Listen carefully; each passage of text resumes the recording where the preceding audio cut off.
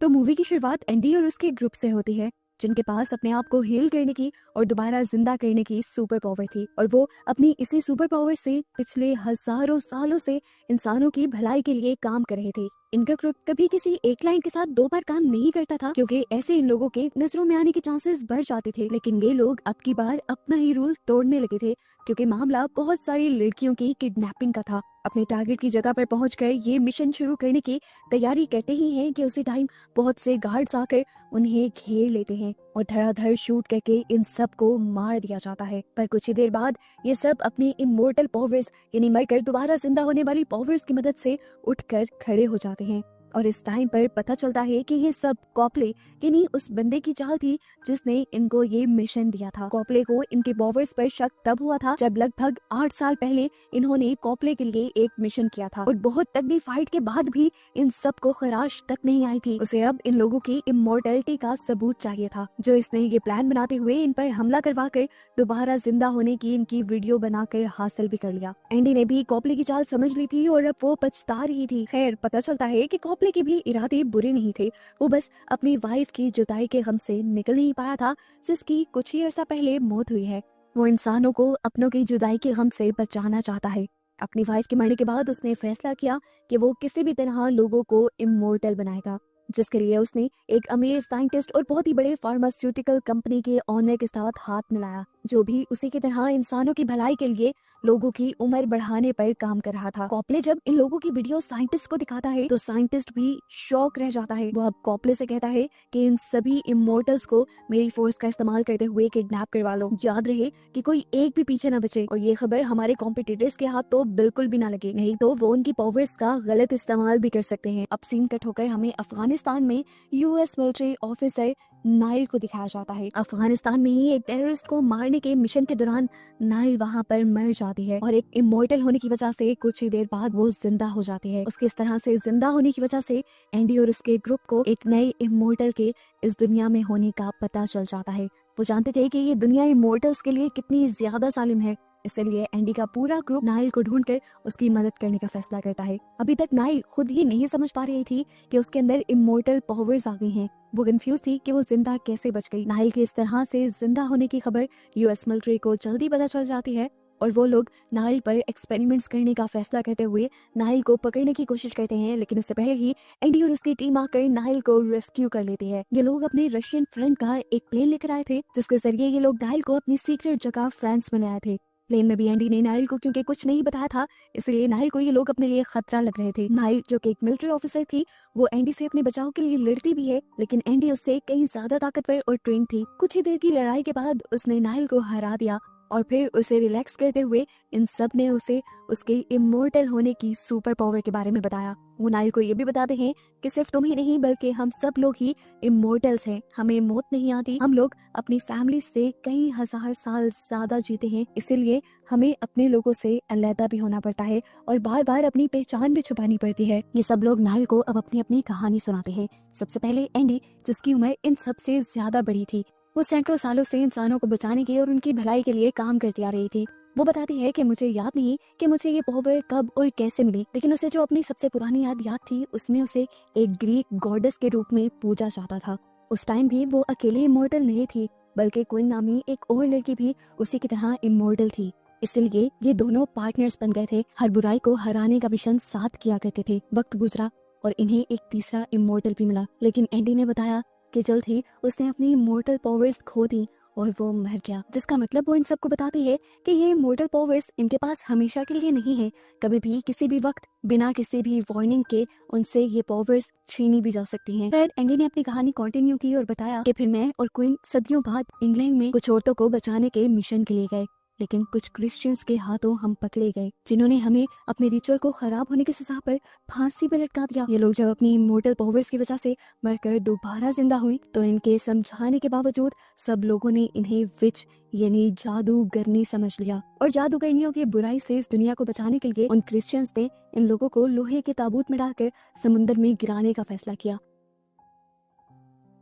Andy उस वक्त उन लोगों से बचकर मौका पाकर भाग गई, पर क्वीन को ये गिराने में कामयाब हो गई और एंडी बहुत कोशिशों के बाद भी अपने साथी क्विन को ढूंढ नहीं पाई। खैर कुछ अरसा गुजरा और उसे ख्वाब के जरिए कुछ और इमोर्टल्स के इस दुनिया में होने की खबर हुई, जिसे उसने ढूंढ भी लिया और वो थे जॉय और निकी। इन तीनों ने अपना ग्रुप बना लिया और दोबारा से एंडी के साथ मिलकर ये लोग बुराई से लड़ने लगे। 19th सेंचुरी में ये लोग फ्रांस में बुकर से मिले, जिसके पास में इमोर्टल पावर्स थी। ये इमोर्टल पावर्स दरअसल इन लोगों के लिए कर्ज यानी श्राप था, जो उनके लिए मुसीबतें लाया करता था। पर एंडी ने इनके श्राप को उनकी ताकत और मकसद में बदल दिया और इस ग्रुप ने मिलकर अपनी ताकतों का इस्तेमाल करते हुए दुनिया को बचाने के लिए बहुत काम किया। खैर अब सीन्स प्रेजेंट में आते हैं, जहाँ एंडी का ग्रुप अपना पास्ट नाहिल को बता रहे थे। एंडी नाहिल को समझाती है कि तुम्हारी पावर्स की वजह से तुम्हारी फैमिली बहुत ज्यादा खतरे में आ सकती है। उनकी हिफाजत और भलाई के लिए तुम्हें उन्हें छोड़ना होगा। यहाँ रात में कॉपले इनकी इस खुफिया जगह पर हमला करवा देता है और गार्ड्स निकी और जो को किडनैप करके ले जाते हैं और बुकर को यहीं छोड़ जाते हैं, क्योंकि वो काफी देर तक जिंदा नहीं हुआ था उनके मारने के बावजूद। इसलिए उन सबको लगा कि वो एक आम इंसान है। इसी चर्च की दूसरी तरफ से एंडी को अपने हाइड आउट पर होने वाले हमले का पता चल चुका था। वो अपने सामने आने वाले हर गार्ड से बहुत अच्छा लड़ती है, किसी को अपनी तलवार से तो किसी को उनकी गन से ही वो मार डालती है। और जब तक चर्च के अंदर वापस आती है तो देखती है कि बुकर दोबारा जिंदा हो रहा था। इसी दौरान एंडी देखती है कि इस लड़ाई के दौरान उसे जितने भी जख्म आए थे अब उसके वो जख्म हील नहीं हो रहे थे, जिसका मतलब था कि उससे उसकी इमोर्टल पावर्स छीनी जा चुकी हैं। वो अभी ये बात नाइल और बुकर से छुपा लेती है और ये लोग अपने दोस्तों को बचाने के मिशन पर निकल जाते हैं। अब ये तीनों अपनी जान बचाने के लिए यहाँ से एक दूसरी खुफिया जगह पर चले जाते हैं। इन्हें किसी भी तरह अपने दोनों साथियों को भी ढूंढना था, जिसके लिए ये लोग प्लानिंग ही कर रहे थे। यहाँ पर बुकर नाइल से शेयर करता है कि उसने अपनी इमोर्टल पावर्स की वजह से बहुत ही ज्यादा दुख सहे जब उसने अपनी फैमिली को छोड़ा। नाइल भी इसी दुख से गुजरने वाली थी, क्योंकि एंडी ने उसे कहा था कि तुम अपनी फैमिली में अपने मरने की खबर फैला दो। इधर ही हम एंडी और नाइल के दरमियान एक साइकिक कनेक्शन, एक माइंड का कनेक्शन देख पाते हैं। नाइल को हमेशा से क्विन के बारे में एक ख्वाब आया करता था कि वो पानी में डूब रही है और डूबती ही जा रही है, जैसे इमोर्टल्स को एक दूसरे के बारे में ख्वाब आते हैं। लेकिन ऐसा कोई भी ख्वाब एंडी को नहीं आता था, जिस वजह से एंडी अपनी दोस्त क्विन को दोबारा हासिल नहीं कर पाई और वो आज तक इस गिल्ट में जी रही थी कि वो अपनी दोस्त को बचा नहीं पाई। इसी वजह से एंडी और नाइल का ये माइंड का कनेक्शन काफी बढ़ चुका था। सीन कट होकर दिखाया जाता है कि जो और निकी जिन्होंने अपने किडनैपर्स को मार दिया था, उन्हें फिर भी किसी तरह साइंटिस्ट के सामने लेकर आया जाता है। यहाँ पर ये लोग इन्हें बांध देते हैं, इन्हें टॉर्चर करते हैं और जबरदस्ती इनके ब्लड सैंपल्स और बॉडी के टिश्यूज हासिल कर लेते हैं। खैर अब दिखाया जाता है एंडी और नाइल के यूएस मिलिट्री की ट्रैकिंग डिवाइस की मदद से कॉपले की जगह का पता चला लेती है और ये तीनों कॉपले पर हमला करने के लिए जाते हैं। कॉपले के घर के अंदर जाने से पहले नाइल एंडी से कहती है कि मुझे नहीं लगता कि मैं ये सब कर पाऊंगी,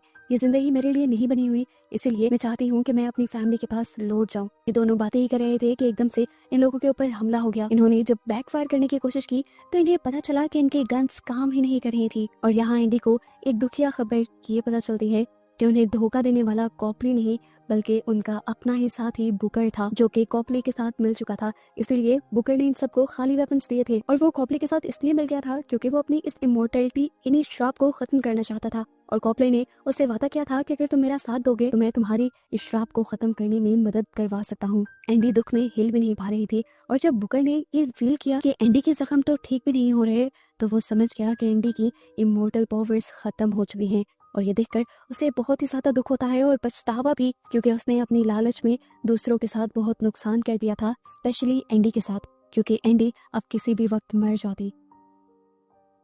इससे पहले कि वो कुछ भी ठीक कर पाता, यहाँ पर उस साइंटिस्ट के लोग आकर इन्हें भी पकड़ लेते हैं। यहाँ ये साइंटिस्ट इन लोगों को पकड़ने के बाद कॉपले से कहता है कि हम इन लोगों को तब तक पकड़ कर रखेंगे जब तक हम इनके जरिए खुद वो दवा तैयार न कर लें जो इंसानों को इमोर्टल बना दे। यहाँ इस लालची साइंटिस्ट की बातों से कॉपले को अंदाजा हो जाता है कि ये साइंटिस्ट इंसानों की भलाई के लिए काम नहीं कर रहा, बल्कि वो तो अपनी कंपनी को बढ़ाने के बारे में ही सोच रहा है बस। और अब कॉपले को भी अपनी गलती का अंदाजा हो गया था, क्योंकि ये साइंटिस्ट उन इमोर्टल्स को टॉर्चर भी कर रहा था। इससे पहले कि कॉपले सब कुछ ठीक करने के बारे में सोचता, यहाँ पर उस साइंटिस्ट का ही एक आदमी कॉपले को बेहोश कर देता है। काफी देर बाद जब कॉपले को होश आता है तो उसके सामने नाइल थी, जो पहले अपने इमोर्टल्स के ग्रुप को छोड़ के चली गई थी, लेकिन अब उसे एहसास हो गया था कि वो दुनिया वालों से बहुत अलग है और वो अपने जैसे लोगों के दरमियान यानी इमोर्टल्स के दरमियान ही एक अच्छी लाइफ गुजार सकती है।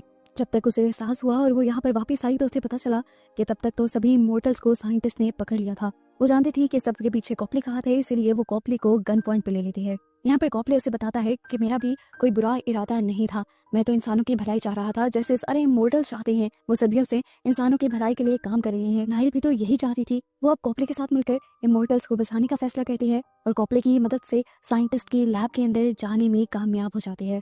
यहाँ घुसते ही नाइल धड़ाधड़ यहाँ की गार्ड्स को शूट करते हुए अंदर की तरफ चली जाती है और जो और निकी को आजाद करवा लेती है। इससे पहले कि वो दूसरे रूम में जाकर एंडी को भी बचा लेती, यहाँ पर वो खुद साइंटिस्ट आ जाता है जिसने एंडी के ऊपर गन पॉइंट कर ली थी, क्योंकि वो जान गया था कि एंडी अब इमोर्टल नहीं रही। ये देखते हुए एंडी और नाइल दोनों मिलकर उसी के ऊपर हमला कर देते हैं। साइंटिस्ट को मारकर उससे गन छीनने के बाद नाइल उसे लेकर विंडो से जंप कर देती है। ये लोग कई मंजिलों से नीचे गिरते हैं, जिसकी वजह से साइंटिस्ट तो मारा जाता है, लेकिन नाइल मरकर भी दोबारा जिंदा हो जाते हैं और जाकर अपनी इमोर्टल्स की टीम के साथ मिल जाती है। यहाँ पर हम देखते हैं कि सभी इमोर्टल्स मिलकर बुकर को उसकी गद्दारी के लिए सजा देते हैं कि वो अब पूरे 100 साल तक उनसे नहीं मिल सकता। बुकर सबको बाय कहता है और एंडी से बाय कहते हुए उसका दिल बहुत ज्यादा भारी हो रहा था, क्योंकि वो जानता था कि एंडी ने अपनी इमोर्टलिटी खो दी है और शायद जब वो 100 साल बाद आए तो एंडी उसे मिल ही ना पाए। यहाँ दिखाया जाता है कि इमोर्टल्स कॉपली के साथ मिलकर नाइल की झूठी मरने की खबर सबके अंदर फैला देते हैं, जिसके बाद ऑफिशियली नाइल इनके ग्रुप का हिस्सा बन जाते हैं। पता चलता है कि कॉपली अब इनका मैनेजर बन गया था। वो इनके लिए नए मिशन ढूंढ कर लाने वाला था और पुराने इनके सभी रिकॉर्ड्स मिटाने का काम करने वाला था। यहाँ एंडी ये जानते हुए भी कि वो अब कोई मिशन करेगी तो मर जाएगी, फिर भी अपने इमोर्टल साथियों के साथ सभी लोगों की भलाई करने के लिए तैयार थी। सीन कट होता है और हमें दिखाया जाता है मूवी में एक बहुत ही बड़ा ट्विस्ट कि बुकर जब शराब के नशे में अपने अपार्टमेंट के अंदर जाता है तो देखता है कि वहाँ पर क्विन उसका इंतजार कर रही थी। क्विन यानी वही इमोर्टल लड़की जो कई हजार साल पहले एंडी की साथी हुआ करती थी। फ्लैशबैक में दिखाया जाता है कि क्विन जो 500 सालों से पानी के अंदर थी, डिस्कॉर्ड नामी एक औरत अपनी बड़ी सी शिप के जरिए उसका कॉफिन बाहर निकलवा लेती है, जिसके अंदर से 500 साल बाद भी क्विन जिंदा निकलती है। सीन कट होता है और हमें एंडी के पूरे ग्रुप को दिखाया जाता है जो अपने एक मिशन पे थे। इन लोगों को एक पैलेस पर हमला करके एक बहुत ही बड़े आदमी को मारना था जो माफिया गैंग था। उसके लिए सबसे पहले निकी और जो फ्रंट गेट के सामने आने वाले सभी गार्ड से लड़ते हैं और यहाँ पर लड़ाई करते हुए निकी का थंब भी कट के गिर जाता है, लेकिन निकी लड़ाई के बाद अपना थंब उठाकर अपने हाथ पर वापस लगा लेता है और उसकी मोर्टल पावर्स उसके हाथ को पहले जैसा कर देती है। अब एंडी के साथ साथ कॉपले उस घर के अंदर घुस जाता है, जबकि साहिल की तरफ से नाइल भी बोर्ड के अंदर बैठी हुई सभी गार्ड्स को शूट करते हुए अपनी बोर्ड को इसी पैलेस की स्टेयर्स के साथ क्रैश कर देती है और वो भी अंदर आ जाते हैं। यहाँ ये लोग सभी गार्ड से लड़ते हैं और आखिर उस आदमी तक पहुंच जाते हैं जिसे इन्हें मारना था। उन्हें मारने के बाद वो यहाँ से कुछ वेपन्स इकट्ठे करते हैं और यहाँ से जाने लगते हैं। और इसी टाइम पर हमें दिखाया जाता है कि नाइल को एक वीएन आता था, जिस वीएन में वो हमेशा देखती थी कि कोई और इमोर्टल एक लाइब्रेरी में से कुछ बुक्स चुरा कर जा रही है। दूसरी तरफ अब हमें दिखाया जाता है क्वीन जो कि इस टाइम बुकर के अपार्टमेंट में थी, वो बुकर को बेहोश करके अपनी एक सीक्रेट जगह पर ले आती है और उसे टॉर्चर करते हुए उससे एंडी और उसके साथियों के बारे में पूछती है। तो बुकर बताता है कि मुझे उन लोगों के बारे में कुछ भी नहीं पता, वो 6 महीने पहले ही मुझे अपने ग्रुप से निकाल चुके हैं। वो यहाँ क्वीन से ये भी सवाल करता है कि तुमने मुझे कैसे ट्रैक किया, तो क्वीन उससे कहती है कि तुम एक बहुत ही बेवकूफ इंसान हो, हमेशा नशे में रहते हो, तुम्हें ट्रैक करना कोई मुश्किल बात नहीं। अब बुकर क्वीन से पूछता है कि तुम एंडी को ढूंढना क्यों चाहते हो, तब क्वीन उससे बताती है कि मैं और एंडी हमेशा साथ रहे, लेकिन फिर जब मुझे मुसीबत आई तो एंडी भाग गई मुझे छोड़कर। मैं 500 सालों तक उस पानी में तड़पती रही और एंडी अपनी लाइफ एंजॉय करती रही। मुझे उन सब सवालों का जवाब चाहिए एंडी से, मुझे अपना बदला चाहिए एंडी से। यानी एंडी की सबसे अच्छी दोस्त क्वीन ही अब एंडी की दुश्मन बन चुकी है। दूसरी तरफ दिखाया जाता है कि एंडी का ग्रुप अपनी अपनी लाइफ एंजॉय करने के लिए कुछ देर की ब्रेक लेने का और एक दूसरे से दूर जाने का डिसाइड करते हैं। यहीं फ्रांस में जो निकी से कहता है कि मुझे कुछ टाइम अपने साथ अकेले में गुजारना है। निकी जो की बात मान जाता है, हालांकि वो जानता था कि जो झूठ बोल रहा है और आखिर वो ऐसा क्यों कर रहा है, ये जानने के लिए वो नाइल के साथ मिलकर उसका पीछा करता है और आखिर इन्हें मालूम होता है कि अपने ग्रुप से छुपकर जो हमेशा बुकर से मिला भी करता था और उसकी मदद भी किया करता था। ये जानते हुए निकी जो के पास जाकर कहता है कि मुझे तुमसे ये उम्मीद नहीं थी, क्या जानते नहीं हो उसी ने हमारी जानें दांव पर लगाई थी। ये लोग बहस कर रहे होते हैं कि तभी नाइल घबराई हुई आकर इन्हें बताती है कि वो भी बुकर को चेक करने के लिए उसके अपार्टमेंट में गई थी, जहाँ पर उसे बुकर तो नहीं मिला पर दीवारों पे खून के निशान बुकर के खतरे में होने के सबूत थे। यहाँ कोरिया में एंडी और कोपले जाकर टुआ नामी एक इमोर्टल इंसान से मिलते हैं, जिसके बारे में एंडी पिछली कई सदियों से जानती थी, पर क्योंकि टुआ ने इनके ग्रुप का हिस्सा बनने से मना कर दिया था, इसीलिए ज्यादा एक दूसरे की खबर अब इन्हें नहीं होती थी। इस टाइम भी वो उससे खास बात करने के लिए आई थी। उसे लगता था कि नाइल के ख्वाब में जो लाइब्रेरी आती है वो टुआ की ही है। उसके कहने पर टुआ उसे उस लाइब्रेरी में ले जाता है जहाँ सच में इमोर्टल्स पर लिखी सदियों पुरानी किताबें गायब थी, जिसका मतलब नाइल जो ख्वाब जो वियन दिखती थी वो सच थे। तो बताता है कि काम डिस्कॉर्ड का है, जो इस दुनिया की सबसे पुरानी इमोर्टल थी। वो बताता है कि मैं और डिस्कॉर्ड दोस्त थे, हमेशा साथ रहते थे और इमोर्टल्स पर रिसर्च करते थे। जो करते हुए ही वो भी एंडी और क्विन तक पहुंचे थे, जब एंडी और क्विन को क्रिश्चियंस फांसी दे रहे थे। तो आप बताती है कि मैं तुम दोनों की मदद करना चाहता था। मैंने डिस्कॉर्ड की मिन्नतें भी की कि उनकी मदद करते हैं, पर वो मुझे जबरदस्ती वहां से ले आई। चाहते चाहते भी मैंने तुम्हारी मदद करने की कोशिश की, जिसकी वजह से मैं तुम्हें तो बचा गया, लेकिन क्विन के लिए कुछ ना कर सका, क्योंकि तब तक काफी देर हो चुकी थी। उसे ये लोग पानी में फेंक चुके थे। उस टाइम के बाद से डिस्कॉर्ड ने अपना सारा टाइम, पैसा और ताकत इकट्ठा करने में लगा दिए, जो उसे दुनिया के जुल्म से बचाने में मदद करे, क्योंकि वो सभी इमोर्टल्स को स्टडी करते हुए ये जान गई थी कि इंसान कभी भी इमोर्टल्स को एक्सेप्ट नहीं करेंगे। उसका भी वही हाल होगा जो एंडी और क्विन का हुआ। इसीलिए उसने एक हथियार बनाने वाली कंपनी के साथ हाथ मिला लिया, और वो सारी बुक्स भी उसने अपनी ही मदद करने के लिए चुराई थी। अब एंडी टॉ को बताते हैं कि मेरी इमोर्टल पावर्स खत्म हो चुकी हैं और इसके बारे में जरूर डिस्कॉर्ड जानती होगी। बातें करने के बाद ये लोग जब टॉ के घर वापस आते हैं तो देखते हैं कि पूरी टीम उनका पहले से इंतजार कर रही थी, क्योंकि बुकर ने एंडी से मिलने की रिक्वेस्ट की थी। सजा के बावजूद भी एंडी मिलने का फैसला करते हुए उसे बुला लेती है, और बुकर उसे क्विन का लिखा हुआ नोट देता है, जिसमें क्विन उसे उनकी पुरानी स्पेशल जगह बुला रही थी। इस लेटर को देखकर एंडी की एक्साइटमेंट, खुशी, डर, गिल्ट, सभी इमोशंस एक ही टाइम में मिक्स हो जाते हैं और वो क्विन से मिलने के लिए भाग जाती है। नाइल भी उससे कहती है कि मुझे साथ ले जाओ, मैं मुश्किल में मदद कर सकती हूँ तुम्हारी। रास्ते में एंडी को वो दिन याद आ रहे थे जब क्विन और वो एक साथ थी। कितना मुश्किल वक्त था, आसपास का सब जल रहा था, और एंडी जब बचकर भागी थी अपनी जान बचाने के लिए तो उसे एक आदमी का मर्डर भी करना पड़ा था। ये लोग अब गैस स्टेशन पर उतरकर अपना हुलिया ठीक करते हैं और एंडी नाइल से कहती है कि मुझे डर लग रहा है कहीं क्विन मुझसे नफरत ना करने लगी हो। आज मैं इतनी डरी हुई, इतनी नर्वस हूँ, ऐसे उसके साथ में नहीं हुआ करती थी। क्विन को शायद ये वाली एंडी अच्छी ही ना लगे। खैर, अगले दिन ये लोग इटली में जाकर क्विन से मिलते हैं, जबकि नाइल छुप कर इन्हें देखती रहती है। एंडी क्विन से माफी मांगती है कि वो बहुत कोशिशों के बाद भी एंडी को ढूंढ नहीं पाई। यहाँ एंडी उससे उनकी टीम ज्वाइन करने को भी कहती है, जहाँ वो इंसानों की भलाई के लिए काम करते हैं। तो क्विन ये कहते हुए मना कर देती है कि मुझे अब इंसानों के लिए कुछ नहीं करना, स्पेशली उस सब के बाद जो कुछ इंसानों ने मेरे साथ किया। अब क्विन एंडी से उस ग्रुप को उसके लिए छोड़ने को कहती है, और जब क्विन फील करती है कि वो क्विन के लिए ये भी नहीं कर सकती तो वो नाराज होकर वहां से जाने लगती है। एंडी उसका पीछा करती है। नाइल भी एंडी के पीछे भागने की कोशिश करती है, तो एंडी उसे इशारा करके रोक देती है। नाइल एक बार रुकी हुई थी जब उसने बिल्डिंग से निकलती डिस्कॉर्ड्स को देखा। उसे याद आ गया ये वही औरत है जो उसके विजन्स में आती है। वो ये बात जाकर फौरन एंडी को बताना चाहती थी, जहाँ जाकर उसने देखा कि एंडी को इनको रोकने के चक्कर में इन दोनों के दरमियान में फाइट शुरू हो चुकी थी। दोनों ही एंशिएंट मार्शल आर्ट की एक्सपर्ट थी, तो लड़ाई तो बहुत ही ज्यादा अच्छी हो रही थी।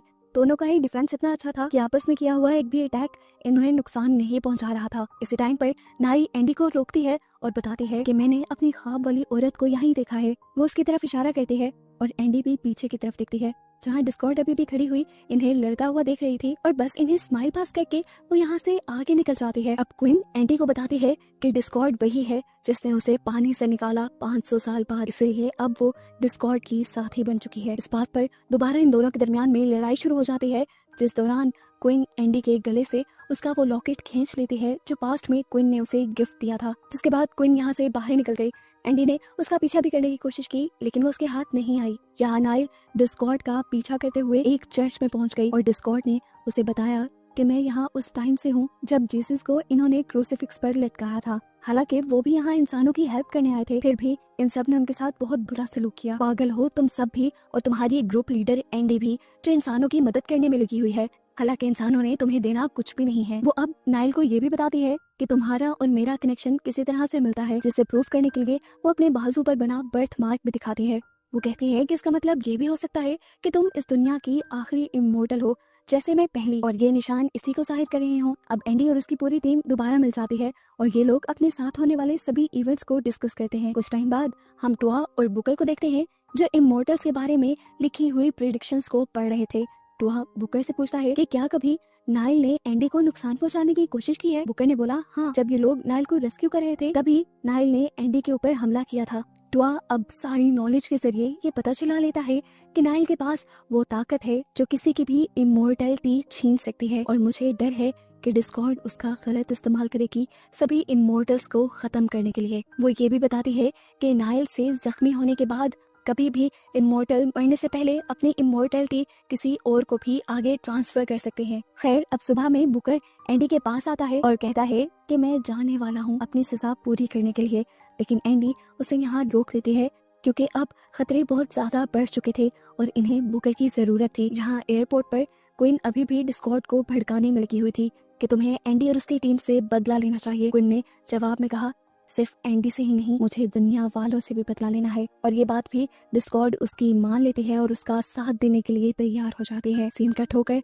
इंडोनेशिया की न्यूक्लियर फैसिलिटी के बाहर हम एक ट्रक को देखते हैं जिसे गार्ड्स अंदर जाने से रोक रहे थे, इसीलिए इस ट्रक पर गार्ड शूट भी करते हैं, लेकिन वो ट्रक गेट को तोड़कर अंदर चला जाता है और इसी वजह से यहाँ पर एक छोटा सा ब्लास्ट भी होता है। सिक्योरिटी गार्ड को लगा कि ब्लास्ट की वजह से अंदर का ड्राइवर मर गया होगा, पर असल में ड्राइवर क्वीन थी जो दोबारा जिंदा हो गई और बाहर निकलकर उसने गार्ड्स पर हमला कर दिया। उन्हें मारने के बाद वो यहीं के छोटे छोटे व्हीकल्स लेकर डिस्कॉर्ड के साथ इस फैसिलिटी के अंदर चली गई और अंदर जाते ही बिना रहम किए वो यहाँ के सभी गार्ड्स को मारने लगी। सीन कट होकर हमें बुकर और नाइल को दिखाया गया। नाइल बुकर से ट्रेनिंग ले रही थी, जबकि टुआ भी इनकी इस ट्रेनिंग में शामिल हो जाता है। ये तीनों बहुत ही बेहतरीन लड़ रहे थे और टुआ बताता है अपनी इन्हीं स्किल्स के जरिए हम में से एक अकेला आदमी भी 10 लोगों को अकेला हराने के लिए काफी है। इसी लड़ाई के दौरान बुकर को नाइल के स्वॉर्ड से चोट लग जाती है, जिसे ये लोग ध्यान में ही नहीं लाते क्योंकि इनकी चोट तो इमोर्टल पावर्स की वजह से ठीक हो जाया करती थी। पर अब की बार बुकर टुआ को चुपके से दिखाता है कि उसकी चोट अभी नहीं हो रही थी, जिसका मतलब टुआ की थ्योरी ठीक थी। नाइल जिसको जख्मी करेगी उसकी इमोर्टल पावर्स चली जाएंगी और अब बुकर की इमोर्टल पावर्स भी जा चुकी थी, जिसे अब बुकर सबसे छुपाने का फैसला करता है। दूसरी तरफ कॉप्ले इन सब की अर्जेंट मीटिंग बुलाता है और इन्हें इंडोनेशियन बेस पर होने वाले हमले की फुटेज दिखाता है। क्वीन की टीम ने पूरी बेस पर हमला कर लिया था और जगह जगह न्यूक्लियर बॉम्ब इंस्टॉल करवा लिए थे। ये सब जानते थे कि ये क्वीन और डिस्कॉर्ड का उन्हें पकड़ने के लिए एक ट्रैप भी हो सकता है, पर अब वहां जाने के अलावा कोई और इनके पास ऑप्शन भी नहीं था। इसीलिए अपने बाइक्स लिए ये जल्द ही मिशन की जगह पहुंच जाते हैं। कॉप्ले बाहर रहकर बिल्डिंग को स्कैन करते हुए सबको आगे बढ़ने के लिए गाइड कर रहा था। ये लोग जल्द ही बॉम्ब तक पहुंच जाते हैं। इससे पहले कि ये लोग बॉम्ब्स को डिफ्यूज करते, यहाँ बहुत से लोग इन पर हमला कर देते हैं। गोलियां चलाने का ऑप्शन था इनके पास, लेकिन इन्होंने चलाई नहीं क्योंकि गोलियां चलाकर यहाँ पे मौजूद पहले से ही बॉम्ब्स के ब्लास्ट होने का खतरा था। इसीलिए ये अपनी तलवारें और चाकू निकाल लेते हैं बाकी सभी को मारने के लिए। इस लड़ाई के दौरान कोई पीछे से गोली चला देता है जो निकी के सर पर लगती है और वो नीचे गिर जाता है। कुछ देर में जो और टुआ आकर उसे उठा लेते हैं और ये लोग कंट्रोल रूम की तरफ भागते हैं, जहां पाँव रखने पर एक बॉम्ब ब्लास्ट भी हो जाता है, जिसके बावजूद भी ये लोग आगे बढ़ जाते हैं। कंट्रोल रूम में इनका सामना होता है डिस्कॉर्ड के बहुत सारे गार्ड्स से, जिन सभी से ये लोग लड़ लड़ कर इन्हें मारने की कोशिश में लग जाते हैं।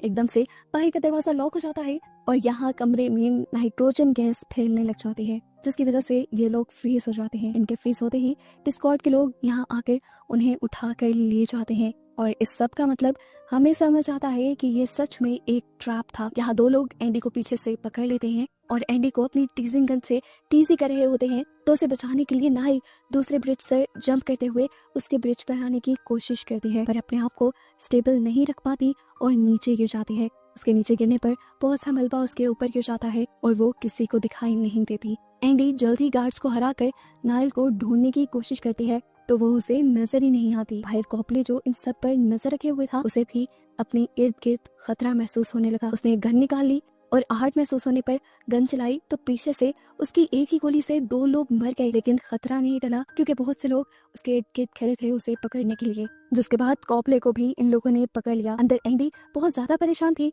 क्योंकि उसने सबको आवाज लगाई, लेकिन कोई भी अब रिस्पॉन्स नहीं दे रहा था। यहाँ पर अब 4 और लोग उस पर हमला करने के लिए आ जाते हैं और वो उनसे लड़ ही रही होती है कि तभी यहाँ पर बुकर आकर इन सबको रोक देता है। इतनी ही देर में यहाँ पर एक बॉम्ब ब्लास्ट भी हो जाता है, जिसकी वजह से ऊपर से चीजें गिरकर इनका रास्ता ब्लॉक कर देते हैं और इन्हें एक अंदर की तरफ बने चैम्बर की तरफ जाना पड़ता है। अंदर आते ही ये लोग यहाँ के कैमरास तोड़ने लग जाते हैं क्योंकि एंडी जानती थी डिस्कॉर्ड इन पर इन कैमरास की वजह से ही नजर रखे हुए है।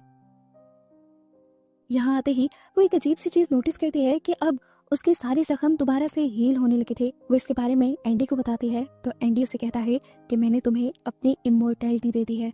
पहले तो उसे बुकर की बात पे यकीन नहीं आया, लेकिन जैसे ही उन पर दूसरे गार्ड्स ने हमला किया तो एंडी को उनसे लड़ते हुए एक गहरी चोट आई, जो भी कुछ ही सेकंड बाद ठीक हो गई और अब उसे बुकर पे यकीन आ गया कि वो सच कह रहा था। लेकिन इस चीज की उसे खुशी नहीं हुई, बल्कि उसे बुकर की कुर्बानी पर दुख होने लगा। बाहर की तरफ से और ज्यादा गार्ड्स एंडी को पकड़ने के लिए आ रहे थे। इससे पहले कि वो एंडी के पास चले जाते, बुकर उस चैम्बर का दरवाजा बंद कर देता है और सभी गार्ड्स को रोक लेता है उनसे लड़ने के लिए। एंडी इस गेट को तोड़ने के लिए, बुकर को बचाने के लिए बहुत सी गोलियां भी चलाती है, पर अब कोई फायदा नहीं था। बुकर अकेला ही उन सब से लड़ रहा था और ये सारे बुकर पर धड़ाधड़ गोलियां चला रहे थे। एंडी जानती थी कि अब बुकर मर जाएगा और इसीलिए वो फूट फूट कर रो देती है। दूसरी तरफ दिखाया जाता है कि नाइल मलबे के नीचे से निकलकर एक दूसरे चैम्बर में आ जाती है जहाँ क्विन उसका इंतजार कर रही थी। यहाँ आते ही नाइल क्विन को ये बताने की कोशिश करती है कि डिस्कॉर्ड तुम्हारे साथ धोखा कर रही है, वो तुम्हें मैनिपुलेट कर रही है। लेकिन क्विन को उसकी बात पर गुस्सा आ जाता है और क्विन उसके ऊपर हमला कर देती है। अपने आप को बचाने के लिए नाइल भी अच्छे से उसके ऊपर वार करती है और इन दोनों के दरमियान में फाइट शुरू हो जाती है। थोड़ी देर की मेहनत के बाद नाइल क्विन के पेट को स्टैब करने में भी कामयाब हो जाती है और नाइल के हमले की वजह से क्विन की इमोर्टैलिटी भी चली जाती है। इतनी देर में पीछे से डिस्कॉर्ड आकर नाइल के दिल पर हमला करके उसे भी गिरा देती है, जिसके बाद डिस्कॉर्ड उसे भी लेकर यहाँ से चली गई। एंडी जो अपनी पूरी टीम को ढूंढ रही थी, वो एक चैम्बर में आई जहाँ क्विन बैठी हुई उसका इंतजार कर रही थी। वहाँ पे एक बहुत बड़ा बॉम्ब था जिसका ट्रिगर इस टाइम क्विन के हाथ में था। क्विन ने एंडी के यहाँ आते ही कुछ लफ्ज बोले जो उसकी लाइन एंडी ने पूरी की। ये नोटिस करते हुए कि एंडी क्विन को कभी नहीं भूली थी, क्विन वो बॉम्ब साइड पे रख देती है। इधर ही एंडी ये भी नोटिस कर लेती है कि क्विन के पेट से बहुत ज्यादा खून आ रहा था, जिसका मतलब था कि वो भी अब इमोर्टल नहीं रही। ये देखते हुए उसे बहुत ही ज्यादा डिस्कॉर्ड पर गुस्सा आ जाता है। वो उसे बदला लेने की ठानती है और तभी उसे हेलीकॉप्टर की आवाज सुनाई देती है। वो समझ गई कि डिस्कॉर्ड सबको लेकर हेलीकॉप्टर के जरिए यहाँ से जा रही है। जिन्हें पकड़ने के लिए वो बाहर भी आती है और अपनी एक्स को उड़ाते हुए वो उसके जरिए हेलीकॉप्टर के साथ भी लटक जाती है। लेकिन हेलीकॉप्टर के ऊपर चढ़ना काफी मुश्किल हो रहा था। अपनी पूरी ताकत लगाने के बावजूद वो हेलीकॉप्टर के ऊपर चढ़ नहीं पाई और ऊपर से पायलट ने भी अपनी गन से शूट करते हुए उसे दोबारा बिल्डिंग पे गिरा दिया। नीचे गिरते ही एक हेलीकॉप्टर यहाँ से चला जाता है और दूसरा हेलीकॉप्टर जिसके अंदर डिस्कॉर्ड थी वो उसके करीब आता है। डिस्कॉर्ड उसे उसके ग्रुप में आने को कहती है। एक मिनट के लिए एंडी मान में जाती है और हेलीकॉप्टर जैसे ही एंडी के पास आता है तो वो उसमें से डिस्कॉर्ड को पकड़कर नीचे खींच लेती है। ये देखकर डिस्कॉर्ड को गुस्सा आ जाता है और वो अपने पायलट से कहती है तो मेरा यहीं पे इंतजार करना, और नीचे एंडी से लड़ना शुरू कर देती है। दोनों ही लड़ाई में काफी माहिर थे, इसीलिए लड़ाई काफी अच्छी चल रही थी और इसी दौरान एंडी डिस्कॉर्ड को जख्मी करने में भी कामयाब हो जाती है और नोटिस करती है कि डिस्कॉर्ड के जख्म खुद से हील नहीं हो रहे। उसे पता चल जाता है कि डिस्कॉर्ड की इमोर्टल पावर्स जा चुकी हैं और इसीलिए वो इनकी टीम को ढूंढ रही थी ताकि उनमें से किसी एक की इमोर्टल पावर्स से वो अपने आप को इमोर्टल बना सके। डिस्कॉर्ड बताती है कि एक नाइल ही है जिसकी पावर्स से किसी भी एक इंसान की इमोर्टल पावर्स को दूसरे इंसान के अंदर डाला जाता है, इसीलिए वो सबसे पहले नाइल को ही ट्रैक करने लगी थी। ये सारी बातें बताते हुए वो पीछे से एंडी को स्टैब करके अपने हेलीकॉप्टर में बैठकर चली जाती है और एंडी जख्मी हालत में बैठी हुई अपने आप से ये वादा करती है कि वो अपने साथियों को रेस्क्यू करके रहेगी। कुछ अरसे बाद हमें एंडी को टोहा की लाइब्रेरी में दिखाया जाता है जहाँ पर वो सर्च कर रही थी कि वो अपने साथियों को कैसे बचाए और डिस्कॉर्ड तक कैसे पहुंचे, लेकिन यहाँ पर उसे कुछ भी खास नहीं मिलता। दिखाया जाता है कि सारे टाइम के दौरान वो क्विन की भी मदद कर रही थी उसका इलाज करते हुए और यहाँ इन दोनों ने एक दूसरे को माफ कर दिया था। क्विन को भी समझ आ गई थी कि डिस्कॉर्ड ने उसका गलत इस्तेमाल किया था, इसीलिए अब अपना बदला लेने के लिए वो भी एंडी के साथ मिल जाती है एंडी की टीम को रेस्क्यू करने के लिए। मूवी के एंड पर दिखाया जाता है कि ये दोनों डिस्कॉर्ड से लड़ने के लिए तैयार थी और आगे क्या होने वाला था इसी मिस्ट्री के साथ ये मूवी यहाँ खत्म हो जाती है।